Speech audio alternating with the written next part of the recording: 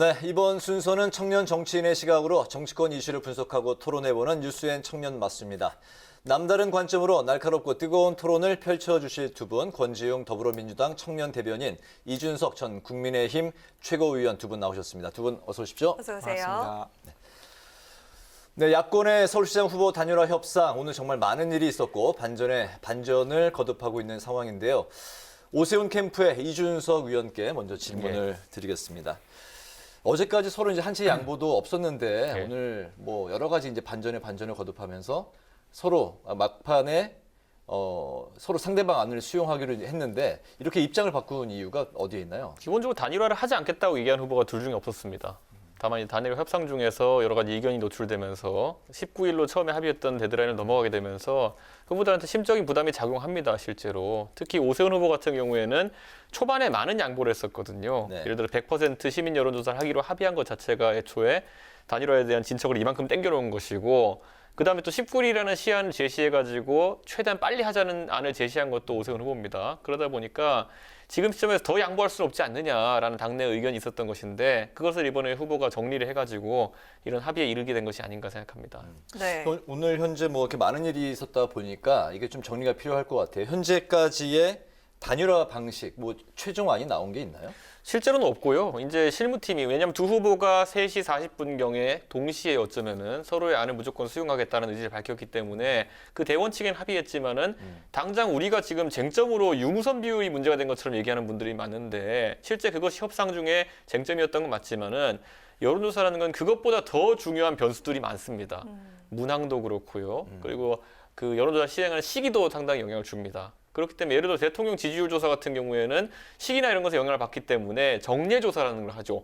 매주 같은 요일에 같은 시간에 이렇게 돌리는 조사를 하는 이유가 그런 변수를 최대한 제거하기 위함인데, 이 조사도 실제로 주말에 돌리냐 주중에 돌리냐 낮에 돌리냐 오후에 돌리냐 이거에 따라 가지고 굉장히 조사 결과가 달라집니다. 그래서 네. 그런 부분 합의하기에는 실무적으로 하루 이틀 정도 시간이 필요하다.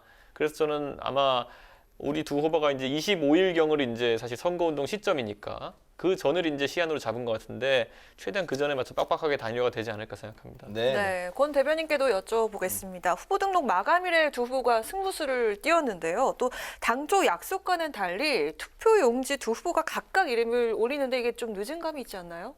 네, 뭐 이준석 전 최고께서도 이야기해 주신 것처럼 어쨌든 야권 입장에서는 지금 단일화를 해야 되는 상황이기 때문에 어떻게든 이제 세밀한 내용이 합의되지 않았다 손 치더라도 그것을 지금 추진하고 있는 것이고 지금 여기까지 온 것 같고요. 근데 아무래도 좀 피로감이 있는 것 같습니다. 예를 들면 공식적으로 이제 후보들이 하는 말과 협상단이 이야기하는 부분이 상이하고 그것이 계속 반복되고 있거든요. 그래서 이 효과가 얼마나 될지는 좀 지켜봐야 될 것 같습니다. 네, 이렇게 네. 이제 한치의 양보도 없이 치열하게 이제 이런 상황이 전개되는 내면에는 그 야권 단일화가 곧 서울시장이 되는 거다, 이런 기대감 때문이라는 이야기도 있는데 어떻게 생각하십니까? 오늘 발표된 일부 여론조사에서 문재인 대통령의 지지율이 역대 최저치를 기록했다, 이런 이제 기사가 있었는데요. 그 수치보다도 서울에서의 조사는 더 안 좋게 나왔었습니다. 그렇기 때문에 실제로 최근에 부동산 파문에 더해가지고 여권의 분위기가 좋지 않다라는 것이 대중적인 인식입니다. 그렇기 때문에 아무래도 단일화만 되면은 승리를 할 수 있다라는 인식이 더 커진 것 같고요. 심지어 일부 조사에서는 3자 구도로서도 저희 당의 오세훈 후보가 이기는 것으로 나온 조사가 있습니다. 그렇기 때문에 아마 오늘 뭐 박영선 그 후보 같은 경우에도 상당히 좀 급박스러운 모습으로 이제 10만 원씩 지급하겠다 이런 것을 이제 하기 시작했거든요. 그게 여권의 위기감이 좀 반영된 것이 아니냐, 그런 해석을 저희는 합니다. 네, 오세훈 캠프에 계시니까 오세훈 후보도 단일화만 되면 승리할 것이다, 이렇게 생각하고 계신가요? 단일화가 저희는 필요 충분 조건이다, 이렇게 보고 있는 것이고요. 일부에서 아까 제가 언급했던 조사에서 3자 구도로도 이길 수 있지 않느냐, 이거는 뭐 그냥 수치가 그렇게 나왔을 뿐이지 저희는 3자 구도 승부를 하겠다고 한 적이 없습니다. 그렇기 때문에 그 양자 구도의 단일화 승부가 필요하다, 이렇게 보고 있습니다. 네. 네. 거기에 대해서요. 네네. 네. 일단 저는 이게 단일화 된다고 해서 그것이 꼭 승리를 장담하기는 어렵다고 생각해요. 그러니까 이제 그간의 여권 지지율이 상대적으로 낮아진 건 맞지만, 그렇다고 해서 실망한 분들이 다시 야권을 찍을 것인가는 저는 지켜봐야 될 부분이라고 생각하고, 그리고 또 하나 더는 이게 이제 이기기 위해서 선거 구도를 만들기 위해서 단일화 논의는 계속 주목도 받고 논의는 해가고 있지만 실제로 이 두 팀이 합치되고 있는가? 그러니까 단일화되고 있는가에 대해서는 저는 그렇게 보이진 않고 그냥 한 후보가 선거를 그냥 포기하는 정도이기 때문에 그렇게 된다고 했을 때 이제 선거 구도상의 좋은 점은 있겠지만 실제로 한 팀으로 움직일 것 같지는 않기 때문에 그 본선 결과는 봐야 된다고 봅니다. 그렇군요. 네, 이 말씀하신 대로 좀 단일화가 지지부진한 이유가 아무래도 좀 디테일에 신경을 써서인 것 같은데 이 유권자들 시선 같은 경우에는 이 단일화가 이어지면은 그만큼 주목도가 높아질 것 같긴 하지만 좀 효과가 반감되고 피로감이 느껴질 것 같다는 우려도 있거든요. 이에 대해서 어떻게 보십니까? 그러니까 실제로 그것이 어느 정도로 될지 저도 가늠하기는 좀 어렵지만 초기에는 그 야권이 단일화되면 그것 자체로도 아주 큰 일이었기 때문에 관심을 많이 받았지만 무엇으로 단일화되는가가 없는 상태예요. 네. 게다가 이제 야권 지지율이 조금 더 높아지니까 여기에서만 이기면 된다는 생각이 드니까 더 엎치락뒤치락 하고 있는 것이거든요. 그래서 어떤 비전에 대한 경쟁으로 보이기보다는 내가 이길 것 같으니까 조금 더 유리한 어떤 것을 재면서 그것이 피로감을 주지 않을까 싶습니다. 제가 네. 10년 전에 방송하면 저런 말 하고 다녔거든요. 근데 그때 다릅니까? 제 상대편 앉아 계시던 분이 노회찬 전 의원이셨어요. 아. 근데 노회찬 의원님이 그때 이렇게 받아치시더라고요. 원래 한국과 일본이 사이가 나쁘다. 응? 그런데 아무리 그래도 외계인이 쳐들어오면 힘을 합쳐서 막아야 된다. 이런 얘기를 하셨거든요.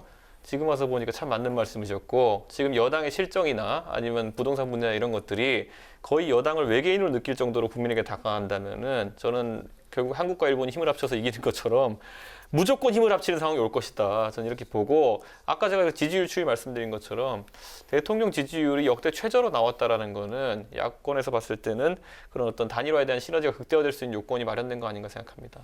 네네. 근데 이제 이런 단일화 전쟁을 두고 서로 이제 그 자신의 유불리를 놓고 이제 삿바싸움을 하다 보니까 정작 좀 아까 말씀하신 비전 말씀하셨는데 정책이 빠졌다 이런 이제 비판이 있거든요. 어떻게 보십니까? 저는 지금 아까 이제 이준석 전 최고께서도 지금 여권에 대한 어떤 지지가 많이 떨어진다고는 했지만 실제로 그 지점 LH라든지 아니면 성추문 관련해서 야권이 가지고 있는 비전은 도대체 무엇인가? 진짜 이 문제를 해결할 수 있는 비전을 가지고 사람들을 설득하고 있는가에 있어서는 저는 좀 물음표라고 봐요. 그래서 이제 이것은 뚜껑을 열어봐야 되고 아직 남은 시간 동안 그 비전 경쟁을 해야 이것이 표로 이어질 거라고 저는 봅니다. 네. 저는 그런데 그 부분도 예를 들어 그런 박영선 후보가 굉장히 신선한 어떤 공약들을 들고 나와서 그런 경쟁을 가속화시키면 모르겠으나 아까 소개했듯이 10만 원 주겠다. 그게 첫 번째고 두 번째로 제가 그럼 박영선 후보의 주택 공약을 부동산 공약 살펴봤더니만은 35층 층고 제한 풀고 강남 재건축 활성화시키겠다고 들어있거든요. 지금까지 주거 관련해서 많은 활동해 오신 권 대변인 보시기에는 35층 풀고 강남 재건축 풀어주겠다. 이거 MB가 좋아하는 거 아닙니까? 근데 저는 그렇게 보진 않았고 네. 어쨌건 이제 상대적으로 지금 박영선 후보는 청년들의 주거 문제에 있어서 월세 지원 사업을 확대한다고 한 바 있고 그리고 성추행 관련해서도 이 문제를 끝까지 풀어나겠다고 계속 공감적 언어를 이야기하고 있는 거예요. 근데 그 비전을 가지고 이제 논의를 해야 되는 부분이지 그것이 지금 야권이 이야기하고 있는 것에 결코 뭐 밀린다거나 그렇게 보이지 아니 않습니다. 제가 그래서 말씀드리잖아요. 결국 그 정책이라는 것이 지금까지 민주당이 해왔던 결대로 끝까지 밀어붙이면서 이념 정책 경쟁을 한다고 하면 모르겠으나 지금 선거가 돼서 너무 다급한 상황이 되다 보니까 평소에 MB 그렇게 욕하다가 MB가 하고 싶었던 35층 층고 제한 완화랑 강남 재건축 활성화를 들고 나온 거 아니겠습니까? 근데 실제로 지금 메인으로 이야기하는 것은 토지임대부 아파트를 이야기하고 있습니다. 그러니까 이제 사실은 분양 자체가 공공이든 민간이든 로또지 않습니까? 근데 그것이 아니라 토지임대부로 해서 실제로 시세 차익으로 발생한 이익을 사인에게 주지 않는 방식을 제한하고 있는 것이죠. 근데 그런 것에 있어서 이제 야권이 거기에 대해서는 어떤 대답을 하고 있는가에 대해서는 상대할 내용이 저는 지금은 아직은 보이지 않습니다. 토지 임대부 주택 가장 먼저 시행했던 정권이 어디입니까? 근데 그게 이제 제가 알고 있기로는 네. 이명박 정부 때 네. 이제 강남 쪽에 진행한 바가 있어요. 근데 그렇죠. 이제 이건 토지임대부로만 진행되어서 네. 환매 조건부와 붙어서 진행되어야 됐었는데 그러지 못했던 부분이 있었습니다. 근데 그래서 이제 지금 이야기된 토지임대부는 그때의 어떤 실책을 넘어서는 것이어야 되겠죠, 당연히. 어쨌든 MB표 정책 아닙니까? 토지임대부 정책은. 그거 대한민국에서 노무현 대통령 때 시행이나 했습니까? 못했습니다. 그런데 결국 MB 때 시행한 것을 바탕으로 해가지고 조금 더 뭐 옆에 붙여서 내겠다 이렇게 하는 것. 35층 층고 제한 완화, 강남제거축 풀겠다. 이게 어떻게 민주당 후보의 지금까지의 신념이고 공약이었겠습니까? 다급하니까 내놓는 거예요. 아닙니다. 토지임대부와 관련된 것이거나 환매조건부 이야기는 사실은 주택 관련해서 여러 이제 시민사회에서 이야기해왔던 것입니다. 근데 이제 이명박 정부 때 먼저 시행된 게 맞고, 근데 그때 이제 토지임대부로 공급하면 시세 차익을 개인이 안 가져갈 거라고 봤는데 다른 부수적인 장치가 없어서 그냥 개인이 다 가져가게 되었어요. 그래서 그것은 아닌 방식으로, 그러니까 이명박표 토지임대부 주택은 안 된다는 게 지금의 합의 상황입니다. 네, 여기까지 듣겠습니다. 이제 여당 이야기도 좀 해볼게요. 박영선 후보가 먼저 링 위에 올랐습니다. 그런데 남인순, 진선미, 고민정 의원이 박 후보 캠프에서 사퇴를 했습니다. 바로 박원순 전 서울시장 성추행 피해자를 피해 호소인으로 표현했던 것에 사과하면서 물러나게 된 건데요. 이 점 먼저 물어보겠습니다. 어떻게 보십니까? 저는 야권이 이제 단일화로 한번 이제 판을 키우다 보니까 거기에 대응하기 위해서 사실 좀 규모는 맞지 않지만 여권 단일화라는 판을 띄웠어요. 그래가지고 조정훈 후보와의 1차 단일화, 그다음에 그 김진애 열린민주당 후보와 2차 단일화를 겪었는데, 자 그러면은 지금 아무리 선거를 앞뒀다 하더라도 어떻게 그 피해자분께서 갑자기 기자회견을 하겠다 할 정도로 그런 결심하셨을까? 그 발단이 된 지점에는 저는 충분히 김진애 후보가 들어오면서 그 단일화판에서 박원순 시장에 대한 재평가를 논점으로 끌어올린 것이 작동했다 이렇게 봅니다. 그 피해자분이 말씀하신 걸 보면은 사실 여권에서 이렇게 시장 후보가 나오고 이렇게 하는 것들이 본인에게는 상당히 이제 상처가 될 수 있다는 취지로 말씀하셨거든요. 네. 근데 그거는 지금까지는 민주당에서 이 박원순에 대한 재평가 얘기가 없다가 열린민주당 후보가 들어오면서 강성 지지층의 마음을 잡기 위해 가지고 그런 얘기를 하면서 이 판이 점화되었던 것이거든요. 그렇기 때문에 저는 야권 단일화에 이제 대응하기 위해서 했던 여권 단일화가 효과는 별로 적었고 이런 부작용을 가져왔다. 선거 전략상에서는 이런 생각을 하고, 기본적으로 저는 그 이번에 캠프에 사퇴하게 되신 세 분의 의원 중에서 고민정 의원 같은 경우도 애초에 이 피해 호소인 용어에 대한 논란이 있었습니다. 그럼에도 불구하고 캠프에 처음에 보직을 준 것은, 그리고 그분이 임명되고 나서 낸 메시지들을 보면요, 거의 다 오세훈 후보 공격 메시지입니다. 왜냐면 과거에 오세훈 후보와 선거에서 겨룬 적이 있고 이긴 적이 있기 때문에 그렇게 사용하는 것이 효율적이라 생각해서 한 것인지 모르겠으나, 애초에 그런 비난 요소를 알고도 오세훈 후보를 공격하기 위해 가지고 그런 역할을 수행했던 것이 지금 와가지고 이렇게 안 좋은 모습으로 사퇴하게 된 어떤 배경이 아니었나 싶습니다. 관련해서 요거까지 같이 덧붙여서 질문을 드릴게요. 같이 포함해서 네. 답변을 주시면 좋을 것 같습니다. 그 야당에서는 이제 박영선 후보가 이제 전임 시장의 성추행 사건과 관련해서 사과를 하면서도 문제 해결에는 이제 뭐 소극적이다 이렇게 이제 주장을 하면서 이게 이제 그 여당의 지지층 결집을 노린 거 아니냐 이런 주장도 있거든요. 같이 결합해서 말씀해 네, 주시죠. 우선 저도 며칠 전에 이제 기자회견 피해자분의 기자회견 전문도 다 봤는데 보면서는 어쨌건 많이 죄송한 일이라고 생각합니다. 그리고 이 선거 과정에서 또 드러났던 무언가가 그분을 위축시키거나 혹은 아니면 또 어떤 분들이 했던 이야기가 그분이 피해자가 아닌 것처럼 의심하는 듯한 말을 했던 건 아주 잘못이라고 생각합니다. 그래서 지금 이번에 이제 선거대책위에서 세 분이 나가시게 된 건 저는 최소한의 조치라고 생각하고 앞으로도 필요한 조치가 있다면 해야 된다고 보고요. 근데 저는 그 이제 경선 과정에서 네. 그러니까 여당의 강성층을 결집시키기 위해서 그런 건 아니라고 생각합니다.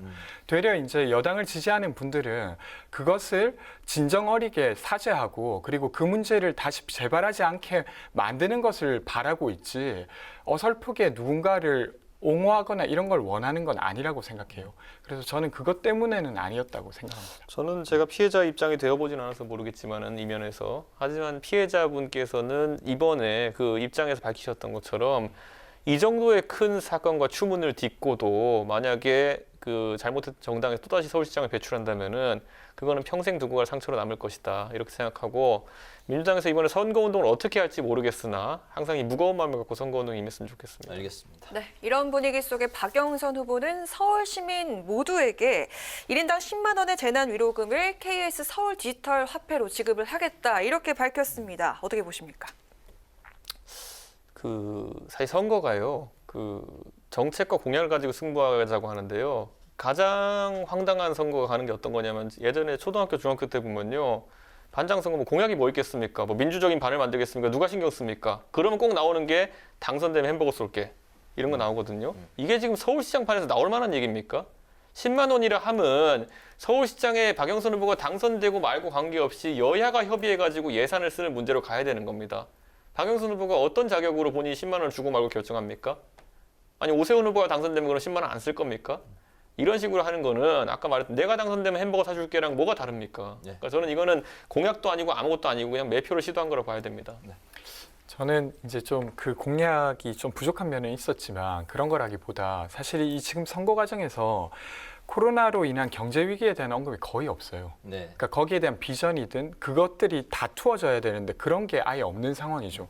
근데 그런 상황에서 처음으로 후보 등록을 하면서 저는 재난지원금과 같은 그러니까 소위 이제 경제 상황을 어떻게 개선할 건가에 대한 이야기를 한 건 저는 바람직했다고 보고요. 근데 그 방식이 어떤가에 대해서는 저도 좀 더 토론을 했으면 싶습니다. 조금의 아쉬움은 있지만 네. 할 수 있는 언급을 한 거다. 네. 예, 알겠습니다. 네, 또 다른 악재가 있죠. 당정은 또 LH 사태와 관련해서는 고강도 대책을 내놨는데요. 공직자 부동산 재산 등록제 전면 확대를 내놨습니다. 제2의 LH 사태를 막는 근본 대책이 될 수 있을까요? 저는 뭐 제도를 확대한다 그래가지고 나쁜 사람들이 빠져갈 길이 없겠느냐. 자, 당장 이 공직자 부동산 재산 등록제 전면 확대 이렇게 긴 걸 얘기했는데요. 이렇게 하면 차명재산 잡습니까? 전혀 대책이 되지 않는 것이죠. 그럼 여기에 또 더해가지고 차명재산을 잡는 것도 만들어야 되는 것이고 계속 이렇게 법으로 잡으려다 하면은 사실 법이란 건 얼마나 무거운 겁니까? 여야가 동의해야 되는 것이고 또 여러 가지 헌법에 맞는지 안 맞는지를 거쳐가지고 입법할 수 있는 것인데 이렇게 무거운 방법으로는 절대 날아다니는 투기꾼도 잡을 수가 없습니다. 그렇기 때문에 저는 우선 저희가 계속 주장하는 게 뭐냐면은 이런 것들이 발견되면은 부정한 정보 취득에 의한 투기가 발생하면은 폐가망신시키겠다는 의지가 강해야 되는 것이거든요. 그래서 많은 그 국민들이 지금 지지하고 있는 3기 신도시 전면 지정 취소라는 것에 대해 가지고 뭐 일부 여론조사에서는 과반의 국민들이 찬성한다고 했는데 지금 검토도 하지 않고 있는 것 이런 것들이 여당이 오히려 이런 투기꾼들을 사실상 옹호하는 거 아니냐. 지금 그 정부예산 전수조사 통해 가지고 한 20명 잡았다고 하는데 의심 가는 사례는 그보다 훨씬 많거든요. 그렇다고 하면은 만약에 지금 이런 식으로 사후 대책으로 그냥 예방 조치들만 이렇게 만들어 놓잖아요. 이미 투기해가지고 광명시흥 신도시에서 돈 번 사람들은 나중에 유유히 돈 벌고 5년쯤 뒤엔 떵떵거리면서 살 겁니다. 그걸 국민들이 보기 싫어하거든요. 거기에 대한 대책은 당장 신도시 취소하는 겁니다.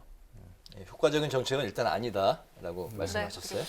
저는 조금 다르게 봅니다. 어떤 면이냐면, 그러니까 처음에 이 사태의 시작은 미공개 정보를 가지고 투기했느냐, 그러니까 위법과 적법의 이야기로 시작했어요.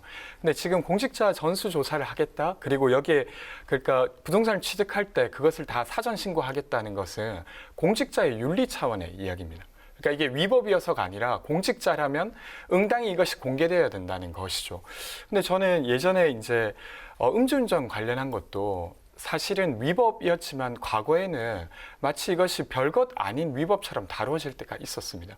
근데 그것이 공직자의 윤리로 되게 자리 잡고 그리고 나서는 사회에 되게 중요한 위법 문제로 되게 위험한 것으로 다루어지게 됐어요. 마찬가지로 저는 이것이 공직자의 윤리로 다루어지는 것 자체가 이와 관련된 투기와 관련된 입법 환경을 바꾸는데 매우 중요한 역할을 할 거라고 봅니다. 그래서 그 이제 법을 어겼느냐가 아닌 방식으로 논의하고 있는 것 자체가 저는 좀 긍정적이라고 보는 편입니다. 알겠습니다. 오늘 이제 마지막 질문으로 현재 그 여권의 여당의 그 반격에 대한 그 쟁점을 살펴보겠습니다. 오세훈 후보의 내곡동 땅 의혹 그리고 박형준 부산시장 후보의 가족 간 LCT 거래를 이제 부각시키고 있는데 이 부분 간단하게 좀 말씀 부탁드리겠습니다. 지금 오세훈 후보의 내곡동 땅이랑 박형준 후보의 LCT 건 관련해서는 그러니까 처음에 이제 문제가 제기되자 후보자들이 직접 그 증언을 해명을 했었죠. 근데 그것이 다 엉터리 해명이었던 겁니다. 그러면 지금 앞으로도 이 논의되는 것이 정말로 지금 그들이 자기가 알고 있는 걸 다 이야기하고 있느냐라고 하는데 의문이 생길 수밖에 없는 것이죠. 그래서 이제 이것은 좀 더 지켜봐야 되지 않을까 싶습니다. 네. 그러니까 애초에 엉터리 해명 이전에요. 엉터리 저격이 있었죠. 처음에 민주당에서 자신 있게 두 사람에 대해 가지고 문제 제기를 했었죠. 모기업 회장이 이걸 부정 취득했다는 얘기랑 또 다른 한 분이 이렇게 얘기했었는데 그분들은 아니었죠. 그러니까 그런 부분 같은 것들이 민주당에서도 지금 선거 일정에 촉박해가지고 하나씩 던지는 과정에 있는 것이지 제대로 검증된 데이터를 가지고 지금 이제 LCT 같은 경우에는 임하고 있는 게 아니다 이렇게 보는 거고요. 이 문제가 사실 오세훈 후보의 내곡동 땅 같은 경우에는 이미 2010년에 한명숙 후보가 들고 나왔는데 그 뒤에 만약 문제가 있다고 계속 판단해서 민주당에서 이 문제를 이어갔으면은 고소를 하든지 아니면 뭐 여러 가지 진상규명의 절차를 할 수 있었는데 이미 그때 접혀진 내용입니다. 그런데 이번에 2009년도에 무슨 공문이 나와가지고 그걸 다시 이제 새로운 자료다 하면서 내면서 다시 던진 건데 기본적으로 보십시오.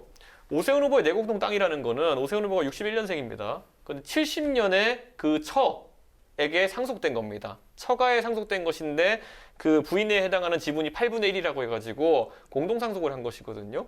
자, 오세훈 후보가 9살이었고 오세훈 시장의 부인이 8살이었을 때 두 분이 결혼을 할 줄 알고 그 땅을 상속했습니까? 그래서 저는 이거는 애초에 오세훈 후보에게 책임을 묻는다는 것 자체가 어이가 없는 것이고 그래서 무슨 투기에 대한 문제는 아닙니다. 그렇게 되면 시장이 그럼 된 이후에 그 땅을 지정하는 과정에서 어떤 문제가 있었느냐인데 그 땅의 위치를 보면요.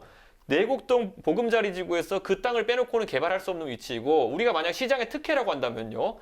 지구에 지정되지 않았는데 그 땅을 집어넣으라고 한다든지 아니면 지구에 있는데 그 땅을 빼라고 한다든지 이런 것들이 압력인 것입니다. 그런데 그런 정황이 전혀 없고 실제로 그래서 오세훈 후보가 자신 있게 얘기했죠. 만약에 그런 일을 내가 조금이라도 개입했다는 양심선을 한 사람이 있으면은 후보직을 사퇴하겠다고 할 정도까지 자신감이 있는 사안입니다. 그렇기 때문에 저는 여당에서도 단순히 그냥 뭐 땅의 보상이 35억이다? 그래서 그 처음 내용을 보면요. 오세훈 시장 처 일가 총 보상액 35억인가 그래요. 네. 아까 말했잖아요. 오세훈 시장의 처에 해당하는 지분은 8분의 1이고요. 처 일가에 대해 가지고 35억 이렇게 얘기하면서 얘기하는 건데 만약에 시장이 사리사욕을 취하려고 했다면요. 아까 제가 그 지구에서 빼야죠. 그 땅을. 옆에 보금자리 지구 올라가고 옆에다가 그 땅을 갖고 있었으면은 평당 몇 천만 원이 됐겠죠. 그러니까 어떻게 했어야 된다는 겁니까? 네, 제가 이야기해도 예, 될까요? 예. 네. 전 짧게 이야기하면 그러니까 사실 지금 상황에서는 오세훈 후보가 그것을 아주 의도적으로 이익을 취하기 위해서 했다는 것까지는 아직 확인되지 않았죠. 근데 지금의 상황은 공직자가 재산 형성 과정에 그렇게 재산을 형성했다는 것, 그리고 공공주택 지구가 형성되고 거기에 과정에 그러니까 그린벨트 지구였음에도 불구하고 공시지가의 2배로 팔 수 있었다는 것 자체가 투표하는 과정에서 확인돼야 되는 것이죠. 근데 최초에 해명을 할 때는 그것은 2006년도에 지구 지정된 것이다라고 했지만 실제로 2009년도 자신의 임기에 있었던 일이죠. 근데 이런 것들을 저는 알고 시민들이 투표할 수 있어야 된다고 지금 하는 것이고 저는 처음부터 그것을 왜 다 모른 채로 이야기했냐라고 하시는데 그런 게 아니라 선거 과정에서 검증되는 과정이라고 보는 겁니다. 그래서 선거 과정에 이런 논의들이 활발히 돼야 된다고 저는. 그래서 지금 오세훈 후보 거짓말했다고 하는 그 2006년 지정에 대해서도 내용을 잘 살펴보면은 건교부가 2006년 3월에 공람까지 합니다.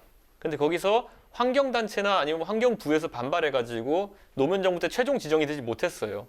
하여튼간 그 절차가 시작된 것은 맞고 제가 그래서 말씀드리잖아요. 왜 그럼 그때 내곡동에 사는 주민들이 그 수용에 사실상 반대한 거겠습니까? 왜냐? 수용당하면은 시세로 받을 수 있는 것보다 적게 받기 때문에 반대했던 것이죠. 근데 오세훈 시장이 아까 그래서 오히려 재산상 이득을 취하려고 했으면은 자기 땅 빼려고 했어야죠. 자기 처가 땅을 빼려고 했어야 되는 알겠습니다. 것인데 그런 정황이 없습니다. 네, 이 사안에 대해서 앞으로도 또 그 발언하실 기회가 또 있으실 것 같습니다. 청년 맞수간의 토론이라 언제나 점점 더 토론의 열기가 뜨거워지는 것 같습니다. 그렇습니다. 오늘 뉴스엔 이슈는 야권 단일화 상황 그리고 여야 간 선거 쟁점을 짚어봤습니다. 지금까지 권지웅 더불어민주당 청년 대변인, 이준석 국민의힘 전 최고위원 두 분과 함께했습니다. 오늘 두 분 수고하셨습니다. 고맙습니다. 네,